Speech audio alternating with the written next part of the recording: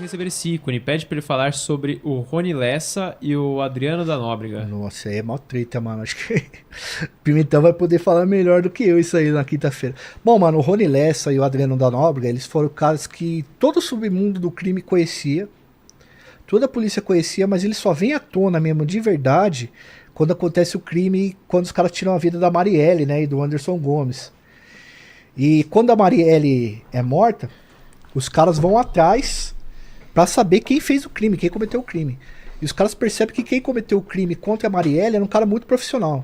Ué, já tem então o lance de quem matou a Marielle? Então, na verdade, os Que caras... até hoje, né, o pessoal tá querendo saber. Eita. Não, o Rony Lessa, ele é réu oficial Ah, é? do crime junto com um outro cara chamado Elcio Queiroz, que é parceiro dele. E qual foi o lance com a Marielle? Então, mano, a hora que a Marielle, os caras tiraram a vida dela, a polícia do Rio fez uma mobilização. Inclusive o Geniton Lages, que é o delegado do caso Marielle, ele lançou um livro agora, esses dias atrás, eu li o livro. Muito interessante a história dele. E aí, cara, o que acontece?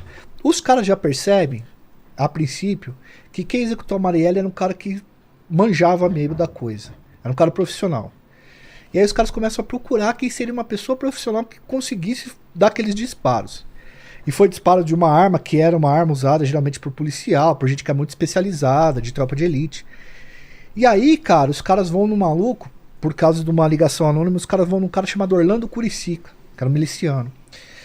E eles chegam nesse cara, o delegado, e falam assim, mano, foi você que tirou a vida da mina? Porque ligaram e disseram que foi você. Ele falou, não fui eu, mano.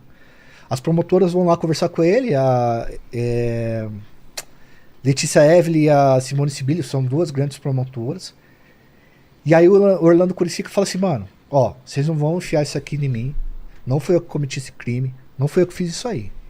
Deve ter sido alguém que é pistoleiro. Aí ele cita o Adriano da Nóbrega e o Rony Lessa. Tá. E aí que a polícia vai atrás do Rony Lessa e do Adriano da Nóbrega. E aí descobre que os caras, eles faziam, segundo o Ministério Público e a polícia, pistolagem de aluguel. E aí... Que assassino de aluguel. Isso. O que eles conseguiram? A Polícia Federal conseguiu. Através dessa fala do Curicica, eles conseguiram quebra de nuvens. Fazer quebra de nuvens. Quebra de nuvens? É. Que é isso? Não tem quebra de sigilo telefônico? Sim. Pá. Eles conseguiram fazer uma coisa que só fazia nos Estados Unidos, agora estão fazendo no Brasil, que é assim, eles quebram o sigilo da sua pesquisa no Google. Caralho. E aí eles descobriram que o Rony Lessa...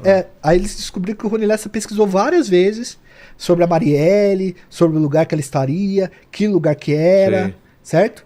E aí, o que acontece? Isso deu parâmetro para a justiça, né? Deu indícios para a justiça e para a polícia poder indicar ele como suspeito.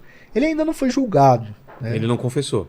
Não, ele não confessa, ele disse que não foi ele e tal. Pelo que eu estudei, já foi uma primeira audiência e tal, mas ele ainda não foi julgado, tá? Então, assim, é bom que se diga isso também, porque como ele ainda não foi julgado e tal, isso são suspeitas. Claro. Tá? Então, é suspeita até que ele seja em terceira instância.